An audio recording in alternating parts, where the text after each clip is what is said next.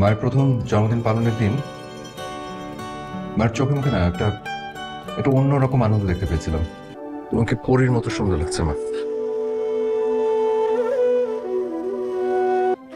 আমার এই দুটো হাত নিয়ে তুই সবসময় কিসের ঘ্রাণ শুকিস? তোমার ঘ্রাণ নেই মা।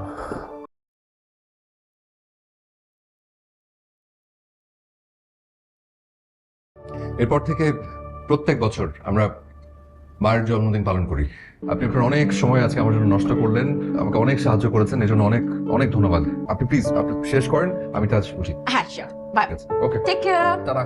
দেন বাবা, বাবা দেন। টাকা পয়সা কিরকম পেলেন? সেটা দিয়ে আপনি কি করবেন? এখানে কিছু টাকা আছে, আপনি আপনার কাছে রাখেন, আমি আপনাকে দিলাম। দেন হাত দেন। এই শাড়িটা আমি আমার মায়ের জন্য কিনেছিলাম। আমারই দিবেন কেন? আপনার মার শাড়ি আপনার মারই দেন। আমরা অনেক দূরে থাকে তো তো ওনার কাছে এখন পৌঁছানো সম্ভব না। এই শাড়িটা প্রথমে আপনি আপনার গায়ে পেঁচিয়ে আমার দিকে তাকায় খুব সুন্দর মিষ্টি করে একটা হাসি দিবেন। আপনি আমার মায়ের জন্য অনেক করে দোয়া করবেন। এবার মিষ্টি করে আমার দিকে তাকায় একটা হাসি দেন দেখি। দেন।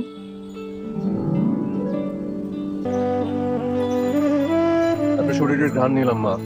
আপনার ঘ্রাণটা আমার মায়ের ঘ্রাণের মতো মিষ্টি। তুমি শাড়িটা ওনাকে দিয়ে গেলে কেন?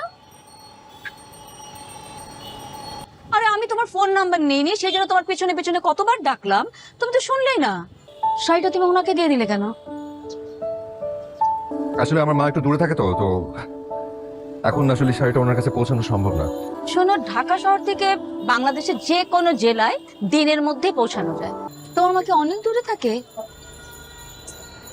অনেক দূর। কোথায় থাকে?